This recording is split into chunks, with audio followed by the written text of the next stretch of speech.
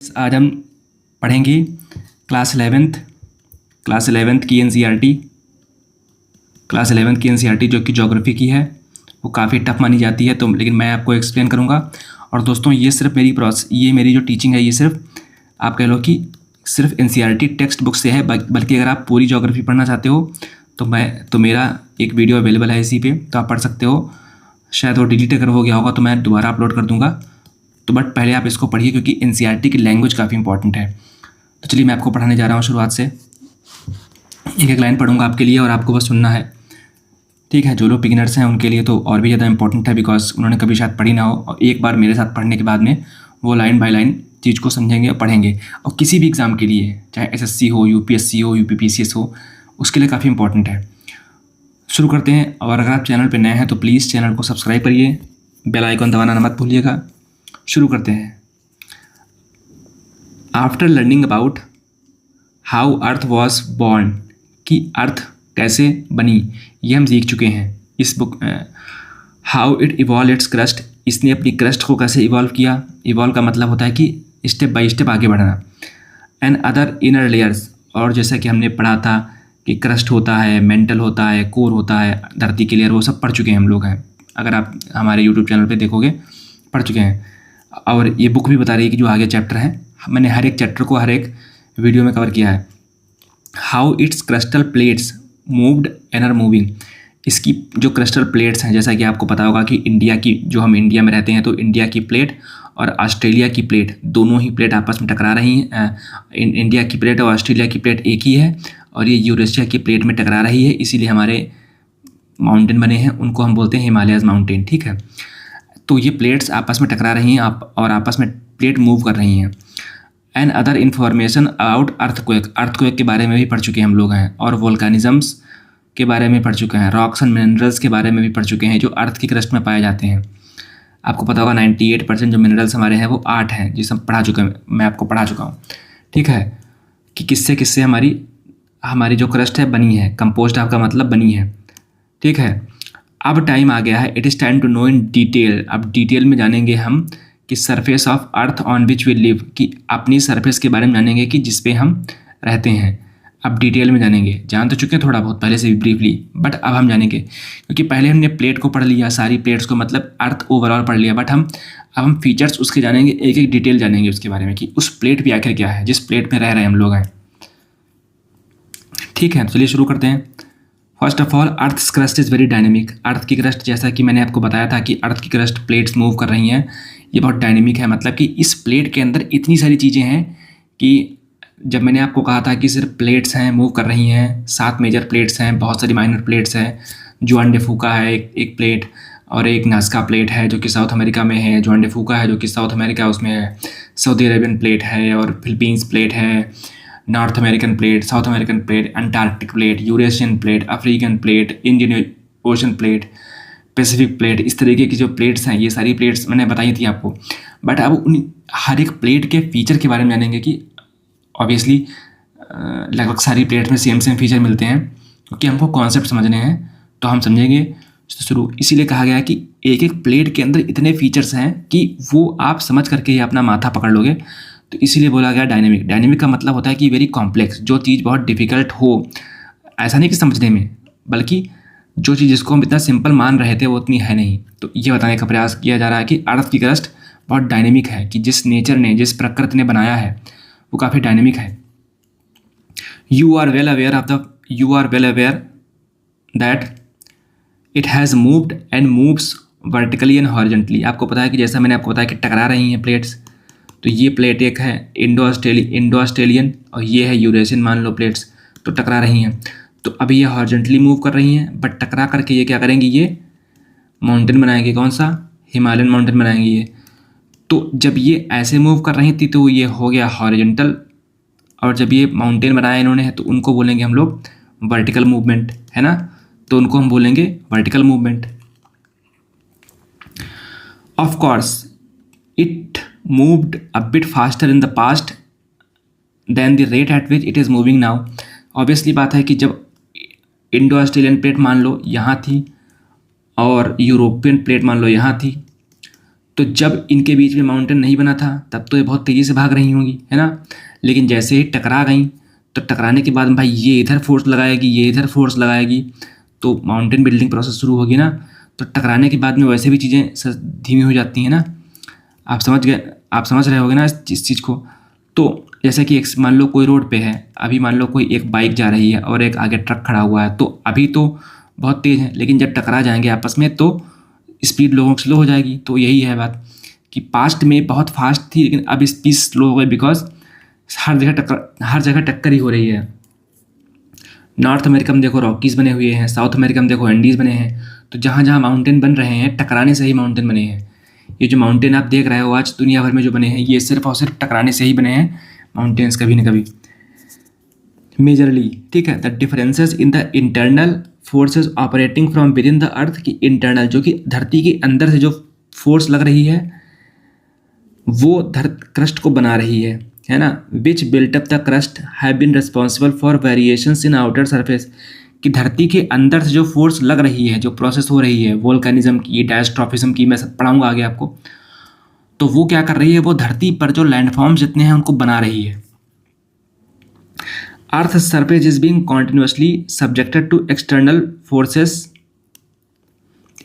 Forces induced basically by energy sunlight, कि धरती के अंदर से जो फोर्स लग रही है उसको हम बोलेंगे इंडोजेनिक फोर्सेस, है ना। तो वो क्या कर रही है, वो धरती पर चीज़ें बना रही है अंदर से, जैसे माउंटेन बिल्डिंग, ये सब आंतरिक फोर्सेस हैं। क्यों, आपको बताया था मैंने कि ये प्लेट्स मूव क्यों कर रही हैं, बिकॉज धरती के अंदर एक कन्वेक्शनल करंट है, जो मैग्मा है वो लावा बन के ऊपर निकल रहा है, तो इसीलिए प्लेट मूव कर रही हैं, जैसा मैंने आपको बताया था। तो ये इंडोजेनिक फोर्स के कारण ही ये सारे लैंडफॉर्म्स, हिमालयाज, रॉकीज़, एंडीज़ बने हुए हैं। अगर इनका कारण देखोगे आप तो कारण वही है कि मैग्मा ऊपर आ रहा है और धरती में कन्वेक्शनल करंट हो रहा है। क्यों हो रहा है, क्योंकि रेडियो एक्टिव डिके हो रहा है मटेरियल। रेडियो एक्टिव डिके क्या होता है कि मैं आपको बता चुका हूँ पीछे चैप्टर में, ठीक है। तो ये चीज़ें, बट वो धरती के ऊपर जो है वो एक्सोजेनिक फोर्सेस लग रही हैं, जैसे कि सनलाइट हो गया, जिसमें आगे मैं पढ़ाऊँगा आपको इसी चैप्टर में कि सनलाइट के आने से जो है फिजिकल वेदरिंग, मैकेनिकल वेदरिंग होती है। इस चैप्टर का मतलब ही ये है कि आगे जब सनलाइट के आने से जो है कोई भी रॉक की सरफेस जो है गर्म होती है रात में, चूँकि सूर्य निकलता नहीं है तो ठंडी हो जाती है। सॉरी माफ़ करना, सूर्य तो वहीं पर रहता है, धरती मूव कर जाती है, बट हम लोग आम बोलचाल की भाषा में यही कहते हैं कि सूर्य भगवान निकले नहीं है, ठीक है। तो ये एक तरीके से आप चीज़ समझ सकते हो कि सुबह जो है रॉक फूल जाती है, बिकॉज इतनी नहीं फूलती है, बट हम इंसान को दिखती नहीं है। बट ये जियोलॉजिकल स्केल पे देखोगे तो हाँ, धरती के अगर टाइम स्केल पे देखोगे तो ये थोड़ी सी गर्म हो गई, फिर रात में ठंडी हो जाएगी, फिर गर्म, फिर ठंडी, फिर गर्म, फिर ठंडी, ये लाखों सालों से चल रहा है। तो एक टाइम पर आएगा कि ये मैकेनिकल इसकी वेदरिंग हो जाएगी, ये भी रॉक टूट जाएगी। दुनिया में ऐसी कोई चीज़ नहीं है जो धूप की रोशनी में बेकार ना हो, है ना। कोई भी चीज़ होती है, मकान क्यों गिरते हैं, उसमें भी वेदरिंग होती है। मकान आप बनवाओ, जो स्लेब लिंटल आपका जो होता है ईंटों का, वो आखिर कमज़ोर क्यों पड़ता है, बिकॉज ऑफ सनलाइट पड़ती है, रात में ठंडा होता है। छत आपकी दिन में गर्म, रात में ठंडी, दिन में गर्म, रात में ठंडी। तो यही कारण रोज़ होते हुए 25-30 सालों में आपकी छत बेकार जाती है, बिकॉज ये इतनी वीक है। अगर पत्थर की बात करोगे, माउंटेन की बात करोगे, वो तो नेचुरल चीज़ें हैं, वो तो पहाड़ हैं, ग्रेनाइट से और बसाल्ट से बने हुए हैं, तो उनको लाखों साल लगते हैं। और फिर वो, तो यही बात, वो कैसे हैं, एक तो सनलाइट है, ऊपर से रेनफॉल है, पानी भी। अब पानी होता है H2O। अब मान लो पहाड़ में CaCO3 था, तो वो क्या हुआ, पानी के साथ मिल करके CaOH का होल ट्वाइस बना लिया इसने, CaOH का होल ट्वाइस बना लिया और प्लस CO2 ऐसा को निकाल दिया, ठीक है। तो ये आप बैलेंस कर लीजिएगा। मेनली पर्पस मेरा ये है कि ये बनाने का। तो ये थोड़ा चलो बैलेंस करते हैं, केमिस्ट्री पढ़ते हैं इसके लिए, कि H2O पानी बरसा मान लो, और पहाड़ में मान लो CaCO3 था, ठीक है। तो अब ये क्या बना लेगा, CaOH का होल ट्वाइस, बचेगा क्या, CO2 बचेगा, क्या CO2 बचेगा, क्योंकि सी यहाँ पर भी एक है, सी यहाँ पर भी, ओ यहाँ पे 4 हैं, ओ यहाँ पे 4 हैं यहाँ पे, हाँ तो यही, तो CO2 बच गया। आप समझिए आप कि जो CO2 देखो यहाँ से भी रिलीज़ हो रही है, तो सिर्फ और सिर्फ ह्यूमन्स ही नहीं रिस्पॉन्सिबल हैं।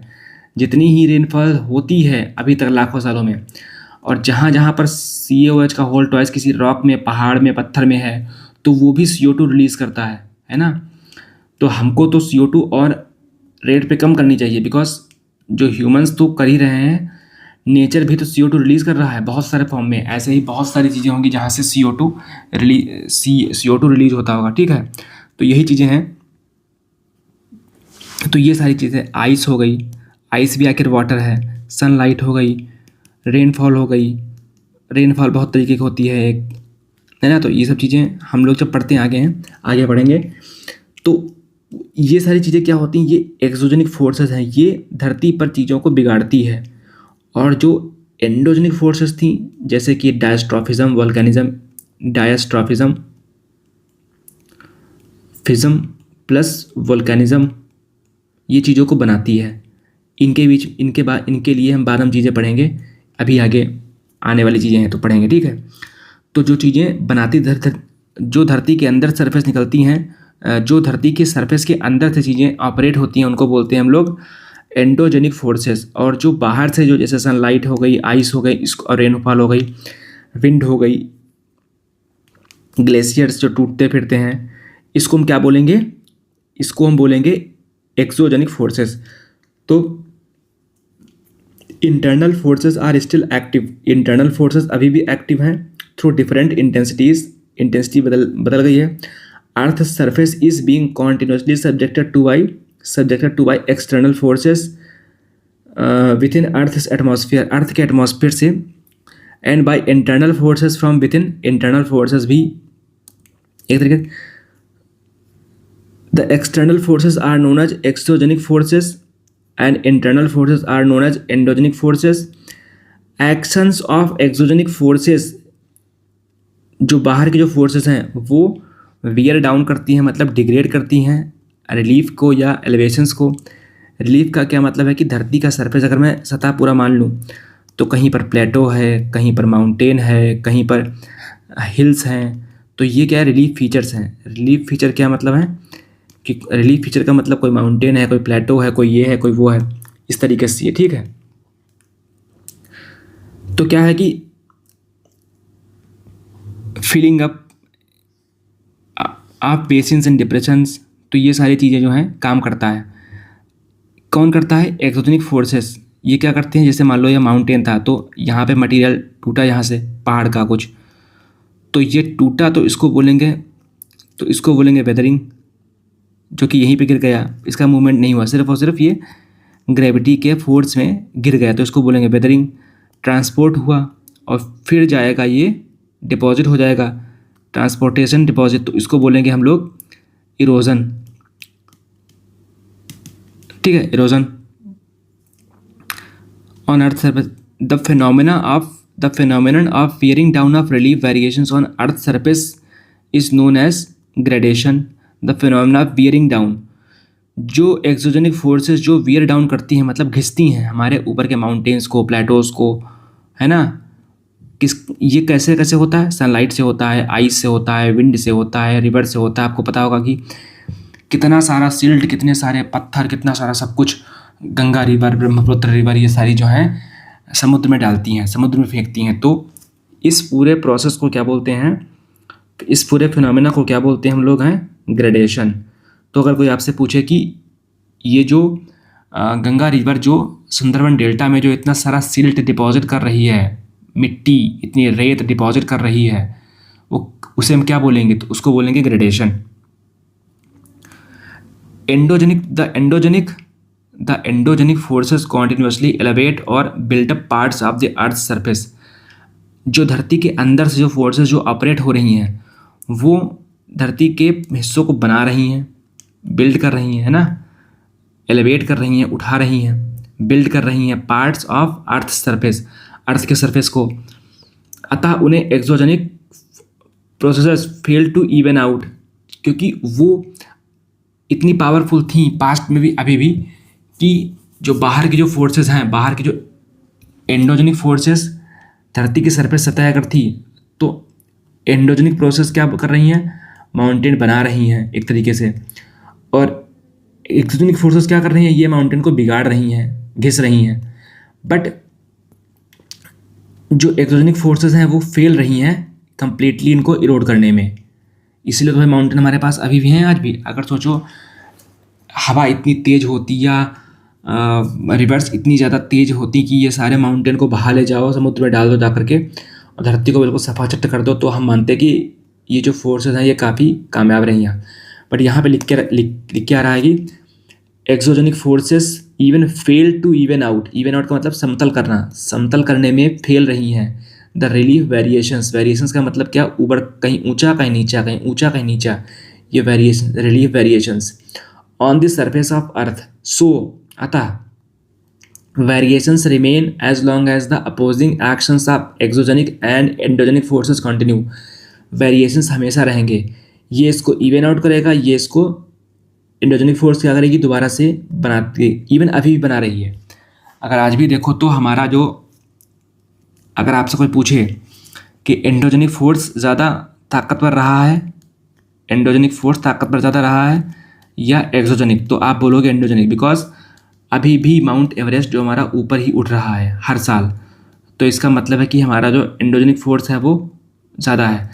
अगर एक्सोजेनिक फोर्स यहाँ पे एब्सेंट होता तो शायद माउंट एवरेस्ट बहुत तेज़ी से ऊपर बढ़ता, बिकॉज ये सारी चीज़ें जो हैं वियर डाउन करती हैं और इवन आउट करती हैं, ये वाली जो फोर्स हमारी है एक्सोजेनिक फोर्स, इसलिए शायद धीमी गति से हमारे माउंटेन बिल्डिंग प्रोसेस हो रही है, अदरवाइज बहुत ज़्यादा ऊंचे होते हैं आज हमारे mountains. In general terms the endogenic forces are mainly land building forces, है ना, लैंड बिल्ड करते हैं। लैंड का मतलब पहाड़ हैं, माउंटेन्स हैं, पहाड़ हैं, आप कह लो माउंटेन्स हैं, पहाड़ियाँ हैं, प्लेटोज़ हैं। प्लेटोज़ क्या होते हैं कि टेबल लैंड टाइप का, जैसे मैं आपको पढ़ाऊँगा आगे सब चीज़ें। And exogenic process are mainly land wearing, के लैंड को घिसने वाली, ये लैंड को बनाने वाली land building forces, land building mainly land building forces और land wearing forces. The surface of earth is sensitive, धरती की सरफेस सेंसिटिव है क्योंकि बाहर से घिस रही है, अंदर से बन रही है ना। Humans depend on it for their sustenance, अपने जीवन यापन के लिए इस पर डिपेंड करते हैं और इसको यूज़ भी कर रहे हैं। सो हमारे लिए काफ़ी इम्पॉर्टेंट टू अंडरस्टैंड है कि इसको कैसे इफ़ेक्टिवली यूज़ किया जाए ताकि बैलेंस इसका डिस्टर्ब ना हो, diminishing it's potential for future, कि ये फ्यूचर की जो जनरेशन्स हैं इसके लिए डिमिनिश ना हो, इसको हमको बैलेंस तरीके से इसको यूज़ करना होगा। Almost all organisms contribute to sustain the earth's environment, धरती के एनवायरनमेंट को सस्टेन करने में लगभग सारे ऑर्गेनिजम्स का योगदान है, जबकि humans have caused over use of resources, इंसानों ने ओवर यूज़ कर लिया है रिसोर्सेज को, किसके, धरती के रिसोर्सेज को। Use we must but must also leave it potential enough to sustain life through future. Most of the surface of Earth had and has been saved very long period of time, hundreds and thousands of years, and because its use and misuse by humans, its potential is being diminished at a faster rate। कि अब जो है बहुत तेज़ी से हम लोग उसको यूज़ कर रहे हैं, तो ये काफ़ी ज़्यादा जो है खतरे की बात हम लोगों के लिए है। The process which shape and are shaping surface in a variety of forms and the nature of materials which it is composed of, तो हम इसको समझेंगे आगे।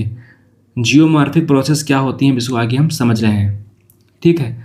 You would like to know the meaning of geomorphic process, geomorphic process का मतलब क्या होता है, क्या आप इसको समझोगे, तो हाँ समझेंगे। Endogenic plus exogenic forces causing physical stress as well as chemical reactions on earth surface and bringing about change in the configuration of surface of earth are known as geomorphic process. कि धरती के surface पे जो भी बदलाव आ रहा है, जिन जिन force के कारण बदलाव आ रहा है, जिन जिन प्रोसेस के कारण बदलाव आ रहा है, उनको हम बोलेंगे जियोमॉर्फिक प्रोसेस। उनको क्या बोलेंगे हम लोग, उनको बोलेंगे जियोमॉर्फिक प्रोसेस। उनको जियोमॉर्फिक प्रोसेस बोलेंगे। Diastrophism and volcanism are endogenic and exogenic. Diastrophism, अब हम मतलब धरती की जो सरफेस थी ये, उस पर कोई प्रोसेस पहाड़ बना रही है, ये कौन सी बना रही है? एंडोजेनिक प्रोसेस बना रही है। और कुछ फोर्सेस अप्लाइड जो हैं इस पर, जैसे कि आइस, वाटर, नदियाँ मतलब, विंड, एटमॉस्फेरिक प्रेशर, ये सारी कौन सी प्रोसेस हैं? एक्सोजेनिक प्रोसेस हैं। अब ये वाली जो लैंड जो अंदर से बना रही हैं, कैसे? आपको पता होगा मैग्मा बाहर निकल रहा है ना, इस तरीके से, है ना, अंदर से। तो इसको हम क्या बोलेंगे? Endogenic processes. अब एंडोजेनिक प्रोसेस कितने टाइप की हैं? 2 टाइप की हैं। एक तो वोल्केनिक फॉर्म में और एक है डायस्ट्रॉफिज्म के फॉर्म में। डायस्ट्रॉफिज्म के फॉर्म में, वोल्केनिक के फॉर्म में क्या है कि वोल्केनो मतलब जो वोल्केनो जो मतलब लावा निकलता है। देखा होगा आपने कई बार वोल्केनो निकला है, जब कहीं टीवी वगैरह में जब वोल्केनो जो है निकलता है तो आप देखते हो कि उसमें से लावा निकलता है ना, इस तरीके से जो चीज़ें निकलती हैं, तो उसको देखते आप हो वोल्केनो को। डायस्ट्रॉफिज्म क्या है? Diastrophism and volcanism are the endogenic geomorphic process. These have already been discussed in a brief in the preceding unit. पहले की यूनिट में ख़त्म कर चुके हैं। चूँकि हमारा मकसद ये है कि आपको हम टेक्स्ट से पढ़ाएं, तो इसीलिए पढ़ा रहा हूँ। बाकी समझाना अगर हो तो मैं बता दूंगा आपको।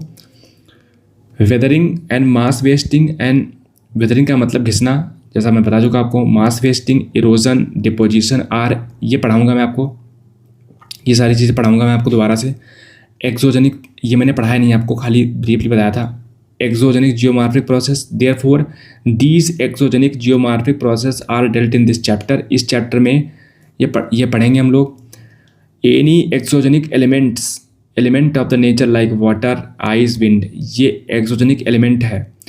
capable of acquiring या transporting earth materials can be called geomorphic agent, इसको हम geomorphic agent बोलेंगे। when these elements of nature become mobile, जब ये एलिमेंट मोबाइल बन जाते हैं, मतलब एक जगह से दूसरी जगह जाने पर, जैसे कि आइस है, विंड है, ये तो मोबाइल एलिमेंट है। ड्यू टू ग्रेडियंट, ग्रेडियंट का मतलब क्या होता है कि एक सिरा ऊंचा एक नीचा, माउंटेन से कोई नदी चलती है तो समुद्र में गिरती है आकर के, तो समुद्र कहाँ है? निचले स्तर पे है और माउंटेन ऊपर पे है, इसीलिए तो स्लोप बनती है ना। ये स्लोप बनी थीटा एंगल पे। ये था माउंटेन, अगर दोबारा मैं आपको बताऊँ, ये था माउंटेन, ये माउंटेन थे। ये प्लेन मान लो है, यूपी बिहार है, फिर ये मध्य प्रदेश है, ऐसे मध्य प्रदेश है, महाराष्ट्र है, कर्नाटक है, इस तरीके से तमिलनाडु है, ये है, और फिर ये समुद्र आ गया इस तरीके से, यहाँ श्रीलंका है। मैं आपको, तो नदी यहाँ से गई, ये पश्चिम बंगाल में यहाँ पे कहीं होगा, वहाँ गिर गई, तो स्लोप बन रही ना, तो स्लोप को बोलते हैं ग्रेडियंट। स्लोप को क्या हम बोल देते हैं? ग्रेडियंट। यहाँ पे दे रिमूव द मटेरियल, पहले तो रिमूव मटेरियल करते हैं माउंटेन से, फिर इसको ट्रांसपोर्ट करते हैं। तो पहले रिमूव करते हैं, फिर ट्रांसपोर्ट करते हैं, फिर इसको डिपॉजिट करते हैं at lower levels. Geomorphic processes and geomorphic agents, specially exogenic, ये सारे सेम है जब तक कि इनको बार बार अलग से ना कहा जाए। तो जियोमॉर्फिक प्रोसेस हो या एजेंट हो, दोनों ही सेम है। A process is a force applied on earth. जब हम एक फोर्स को एक अर्थ पे अप्लाई करेंगे, अर्थ के सरफेस पे अप्लाई करेंगे, तो उसको बोलेंगे process. An agent is a mobile medium. Agent क्या है? Mobile medium. कौन कौन से हैं? जैसे कि रनिंग वाटर हो गया, मूविंग आइस हो गई, या मासेस हो गई, या विंड हो गई, या वेव हो गई, या करंट हो गई। Which removes, transports and deposits earth material. Running water, ground water, glaciers, wind, waves, currents etcetera can be called as geomorphic agent. इन सबको हम जियोमॉर्फिक एजेंट बोल सकते हैं। Gravity besides being a directional force, gravity एक directional force होने के बावजूद, होने के साथ साथ, कैसे? सेंटर में ग्रेविटी सरफेस पे कोई चीज़ रखे तो उस पर ग्रेविटी लग रही है, तो ये डायरेक्शनल फोर्स है ही है। इसके साथ साथ ग्रेविटी क्या करती है, ग्रेविटी मूवमेंट डाउन स्लोप करती है कि अगर पहाड़ से कोई चीज़ समुद्र में आ रही है धीरे धीरे, तो बिकॉज ऑफ ग्रेविटी आ रही है। तो ग्रेविटी डाउन स्लोप कि जहाँ पर भी स्लोप होगी, जहाँ पर भी ग्रेडियंट होगा, वहाँ पर चीज़ें, जब ये ब्लॉक यहाँ था धीरे धीरे नीचे आया, क्यों आया, बिकॉज ऑफ ग्रेविटी। तो ग्रेविटी क्या करती है, ये डाउन स्लोप मूवमेंट तो करती है, प्लस यह मटेरियल में स्ट्रेस भी पैदा करती है। ये बार बार फोर्स लग रहा है क्योंकि मान लो यहाँ जैसे धरती की सरफेस मान लो ये है, अगर मैं मान लूँ, तो यहाँ पर जो मटेरियल है, यहाँ पर जो मटेरियल है, यहाँ पर जो मटेरियल ए बी सी, ए पे जो फोर्स लग रहा है वो इतने सारे वजन का लग रहा है, बी यहाँ पे है तो बी पे इतना मटेरियल लग रहा है, सी पे कम लग रहा है ना, इस तरीके से। तो जो प्रेशर लग रहा है ये स्ट्रेस पैदा करेगा, इसलिए स्ट्रेस मतलब मैटर पे दबाव लगेगा। भाई आप 1 मीटर गड्ढा खोदा मिट्टी का, तो उस वाले मिट्टी के टुकड़े पर ऊपर की जो 1 मीटर की जो ऊपर की जो जैसे मान लो धरती की, ये आप मान लो कि यहाँ से 1 मीटर नीचे गड्ढा खोदो, तो इस वाली मिट्टी के ब्लॉक पे जितना प्रेशर लग रहा होगा, मान लो आप 1 ईंट रखो, यहाँ पे जितना प्रेशर लग रहा हो तो इसका लगेगा प्रेशर। यही अगर आप 100 मीटर नीचे जाओ तो इस 100 मीटर के मिट्टी का वजन आप पे लगेगा, तो प्रेशर ज़्यादा लगेगा यहाँ पे। तो मतलब कि मटेरियल पे स्ट्रेस लगेगा, मटेरियल की प्रॉपर्टीज़ बदल जाएंगी, मटेरियल और तरीके से बिहेव करेगा। ये बताने का प्रयास किया जा रहा है कि जैसे मान लो, मैं आपको एक और एग्जांपल दे रहा हूँ। जब मान लो कोई मर जाता है किसी भी ईसाई धर्म में या मुस्लिम धर्म में, तो उसकी ताबूत को हम 1 मीटर नीचे या 2 मीटर नीचे दफनाते हैं ताबूत को। तो इस ताबूत पे कितना प्रेशर लग रहा है कि ये जो 2 मीटर ऊपर की जो मिट्टी है यहाँ पे, इसका प्रेशर लग रहा है ताबूत पे, मान लो प्रेशर लग रहा है P1। अब अगर इसी ताबूत को मैं 2 किलोमीटर नीचे खोद के मशीन से खोद के रखूँ तो प्रेशर बहुत लगेगा। हो सकता है कि ताबूत यहाँ पर ऐसी की वैसी रहे 50 साल तक, लेकिन यहाँ वाली ताबूत टूट जाएगी क्योंकि इतना प्रेशर ये झेल नहीं पाएगी, है ना। तो यहाँ पे जो प्रेशर जो आया इसको बोलेंगे स्ट्रेस, और ये मटेरियल में बदलाव कर देता है, इसके शेप में बदलाव। अभी ये साबुत था यहाँ पे, अभी ये टूट टाट जाएगा। हो सकता है कि इसके अंदर जो मरा हुआ व्यक्ति है ये भी बिल्कुल पिचक जाए, ऐसा कुछ, क्योंकि प्रेशर बहुत लगेगा। यही चीज़ें धरती के अंदर और होती हैं। तो यही बात की जा रही है यहाँ पे कि ग्रेविटी जो है वो धरती के मटेरियल में काफ़ी बदलाव लाती है। Indirect gravitational stress activate waves and tide induced currents and winds. जो ग्रेविटेशनल स्ट्रेस है ये विंड और करंट को इंड्यूस करती है। समुद्र में आपने देखा ही होगा इस तरीके की चीज़ें। विथआउट ग्रेविटी, बिना ग्रेविटी के और बिना ग्रेडियंट के कोई मोबिलिटी नहीं होगी, अतः कोई इरोजन नहीं। मोबिलिटी का मतलब क्या होगा कि एक जगह से दूसरी जगह चीज़ नहीं जाएगी। अगेन सही बात है, क्यों? अगर यहाँ पे मान लो माउंटेन था, है ना, तो यहाँ से कोई चीज़ मान लो बर्फ़ की सिल्ली अगर मान लो गिरती, तो इसको यहाँ आना, यहाँ आना, यहाँ आना, तो इस पर क्या ग्रेविटी अगर ना हो तो ये नीचे नहीं आएगी, पहली बात तो यही रहेगी। और ग्रेडियंट ना हो, अगर ये यहाँ पे चढ़ाई टाइप की ना हो, एक टेबल पे बुक रखी रहती है, क्यों? क्योंकि ग्रेविटी लग रही है बट ग्रेडियंट नहीं यहाँ पे है। एक बुक पर टेबल रखी है वो हिल नहीं रही है, क्यों? ग्रेविटी तो लग रही है mg वेट इसका, बट यहाँ पर ग्रेडियंट एब्सेंट है। पहाड़ पे क्या जो बर्फ़ क्यों गिरती है? ग्रेविटी भी लग रही है और ग्रेडियंट भी लग रहा है, मतलब फोर्स भी लग रहा है, मतलब कि स्लोप इसकी है, इसलिए तो ना कोई इरोजन होगा, ना कोई ट्रांसपोर्टेशन होगा, ना ही डिपोजिशन होगा, इस तरीके से, है ना, इस तरीके से। तो so gravitational stresses are as important जितना कि बाकी सारी जियोमॉर्फिक प्रोसेस है, तो ग्रेविटी भी उतना ही इंपॉर्टेंट है, ऐसा बोलने का प्रयास किया जा रहा है यहाँ पे। Gravity is the force that is keeping us in contact. Gravity एक ऐसी फोर्स है जो इंसानों को धरती के सरफेस पे कांटेक्ट में रख रही है। इट इज़ द फोर्स, ये एक ऐसी फोर्स है, ये धरती पर सारे मूवमेंट को स्विच ऑन करती है। धरती पर जितना मटेरियल है, चाहे आप नदी देख लो, चाहे आप हवा देख लो, ये सब कुछ ग्रेविटी की वजह से ही हो रहा है ना, इस तरीके से। ऑल द मूवमेंट्स धरती के चाहे अंदर हो चाहे सरफेस पे हो बिना ग्रेडियंट के पॉसिबल नहीं है। From higher levels to lower levels, high pressure to low pressure areas. ठीक है, अब high pressure to low pressure areas का मतलब क्या है कि मान लो आपकी कंपनी थी एक कंपनी, आप कंपनी में जा काम कर रहे थे, यहाँ पर आपके बॉस ने खूब प्रेशर दिया कि आपको ये काम करना है, आपको इतने घंटे काम करने हैं, 12 घंटे काम करने हैं, आपको इतना टारगेट दिया गया। दूसरी कंपनी ने आपको कम काम दिया जा रहा है, तो आप कहाँ काम करोगे? आप तुरंत यहाँ से यहाँ मूव कर जाओगे।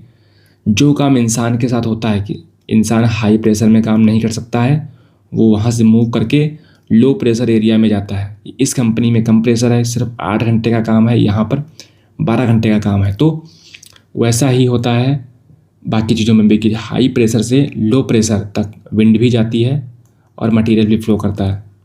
भाई कोई चीज़ है, आप प्रेशर लगाओगे, जैसे गुब्बारा मान लो जो नहीं लौकी वाला आता है, तो अगर इसको यहाँ से आप दबाओ इसको, तो यहाँ पे फूल जाएगा। क्यों? क्योंकि आपने यहाँ प्रेशर लगाया, तो जो हवा थी वो यहाँ मूव कर गई, क्योंकि यहाँ प्रेशर आपने लगाया। एंडोजेनिक प्रोसेसेस, ये क्या है? The energy emanating with in the earth surface, धरती के अंदर से जो एनर्जी निकली है वो मेन फोर्स है एंडोजेनिक जियोमॉर्फिक प्रोसेस के पीछे। This energy is mostly generated by radio activity, ये रेडियो एक्टिविटी की वजह से एनर्जी रिलीज हुई। कैसे?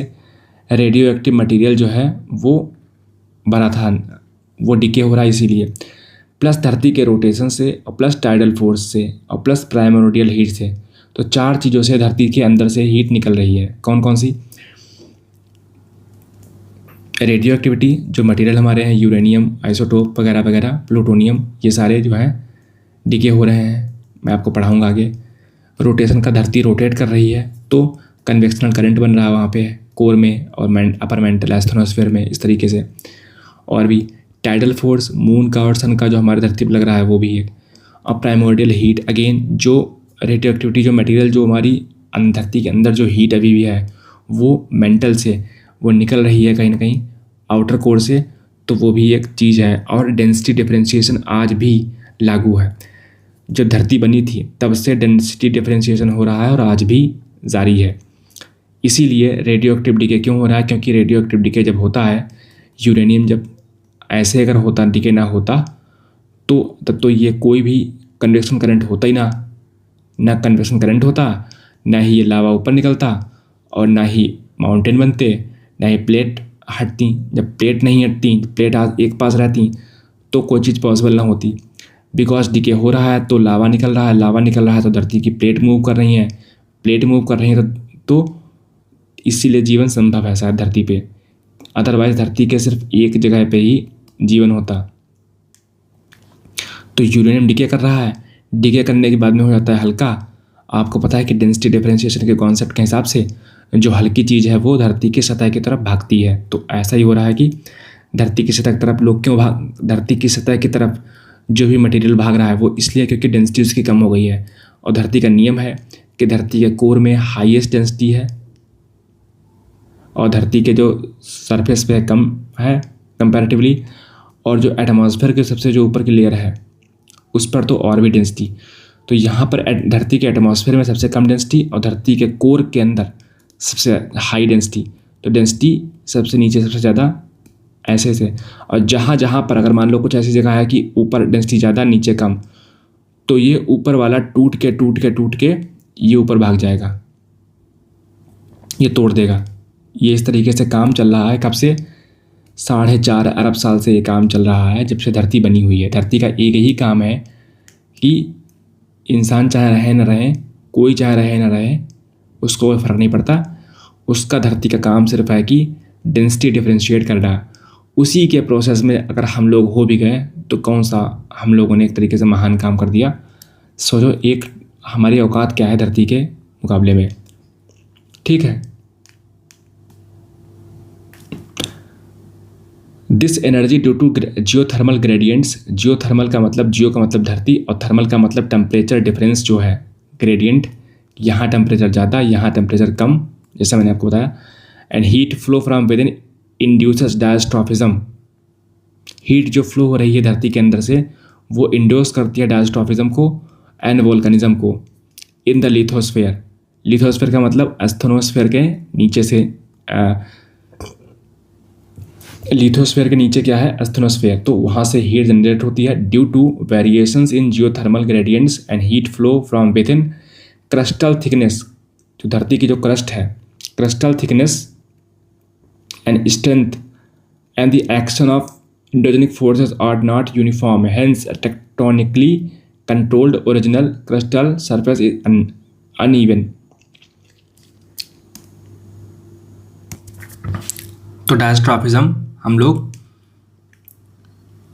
अगर हम इसके बारे में पढ़ें तो all the processes that move और एलिवेट और build up portions of earth's crust come under diastrophism. कि जो भी प्रोसेसेस हमारे धरती को मूव करती हैं, एलिवेट करती मतलब ऊपर उठाती हैं, और बिल्ड करती मतलब बनाती हैं, बिगाड़ती नहीं बनाती हैं।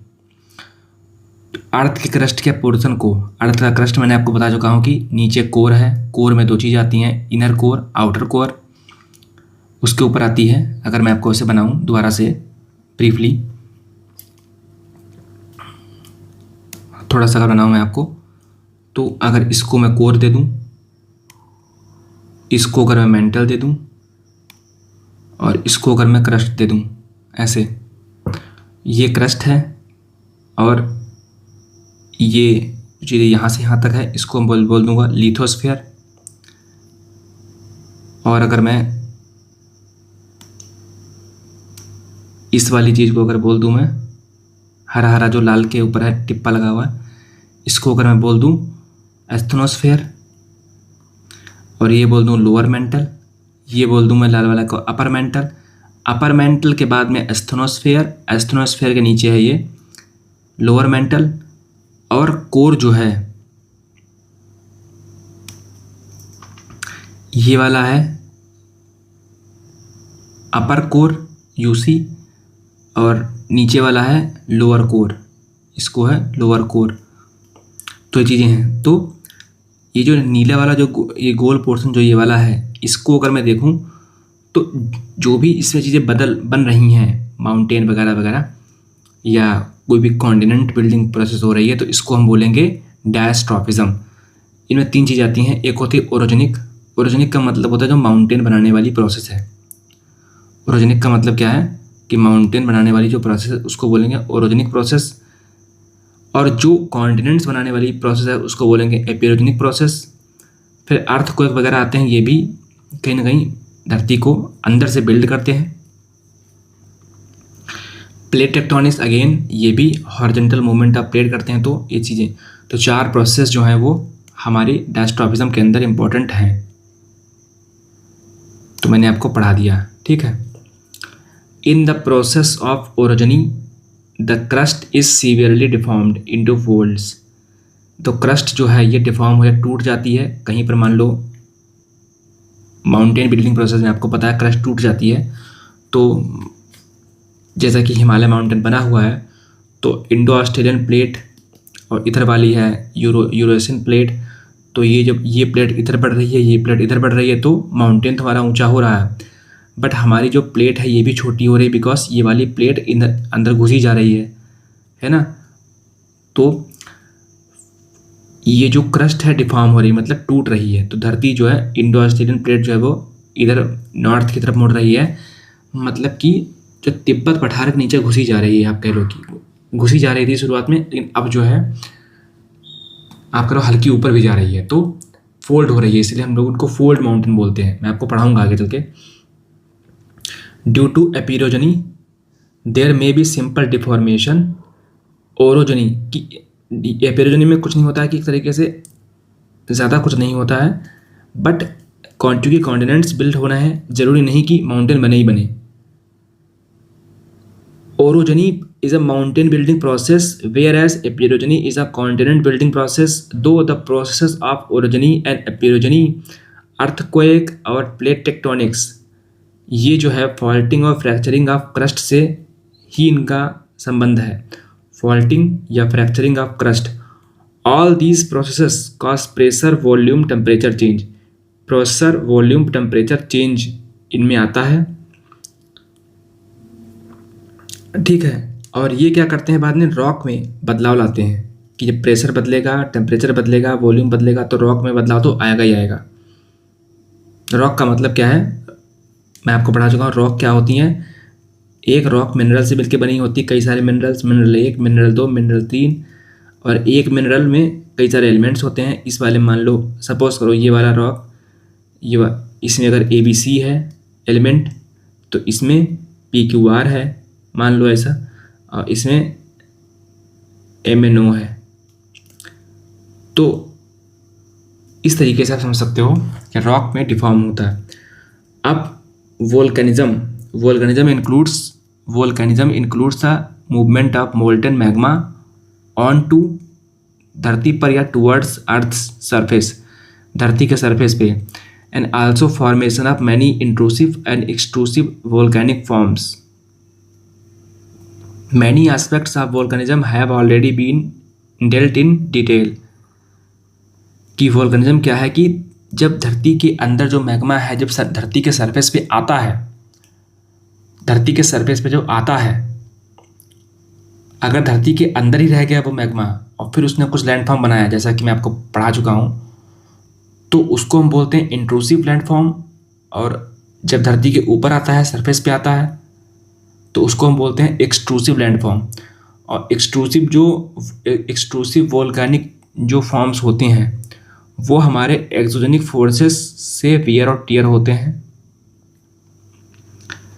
अब फिर आगे पढ़ते हैं हम लोग हैं एक्सोजेनिक प्रोसेस। यही हमारा आज मेन टॉपिक है, बिकॉज जैसा कि हमने आगे पढ़ा था कि मेनली यही हम डिस्कस करेंगे, वो तो डिस्कस कर चुके हम लोग हैं।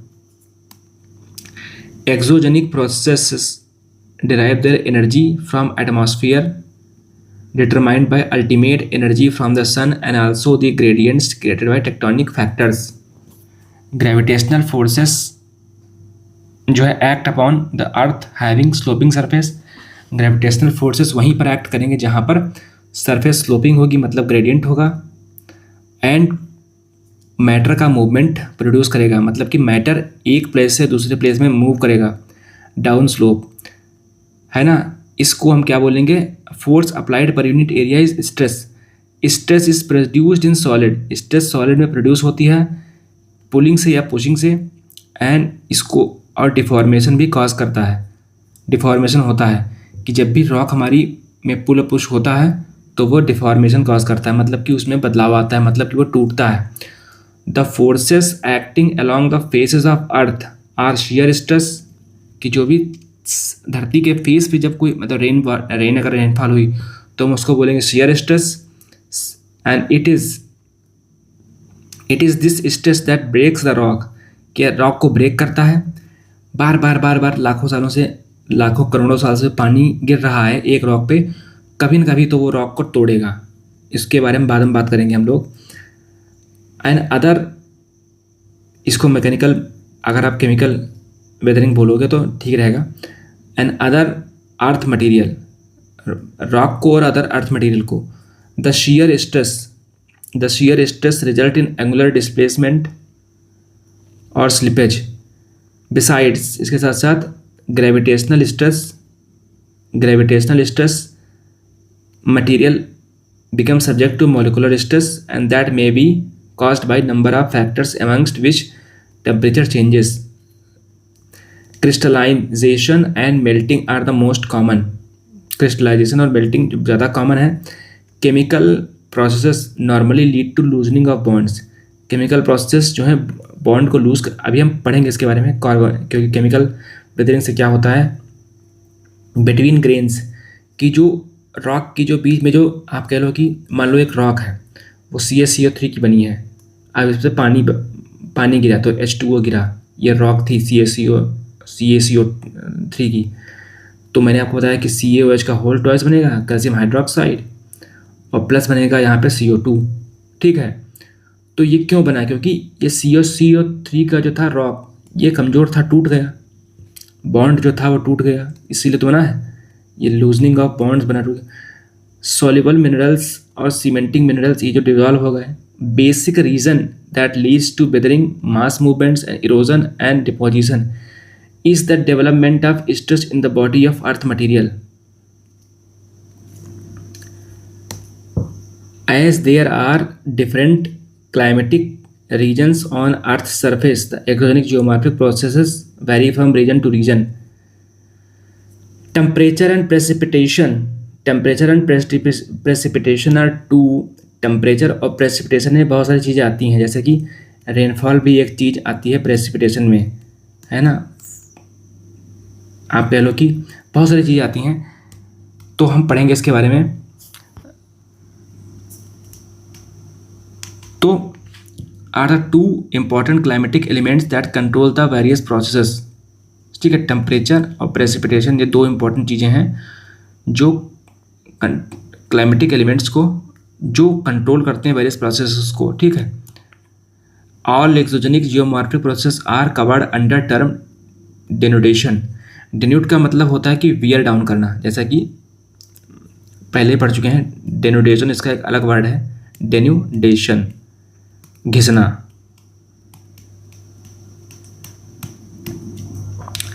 The word denude means to strip off, मतलब उतार देना या अनकवर करना। प्याज मान लो आप छील रहे हो, उसका छिलका जब आपने उतारा तो उसको स्ट्रिप ऑफ बोलते हैं, उसको अनकवर बोल दो, दोनों एक ही चीज़ है।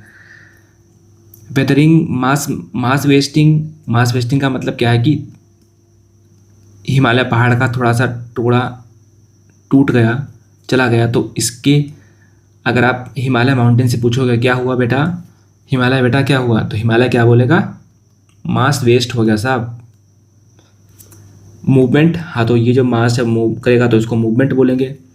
इरोजन, इरोड हो गया, टूटना और फिर ले जाना, उसको इरोजन बोलते हैं।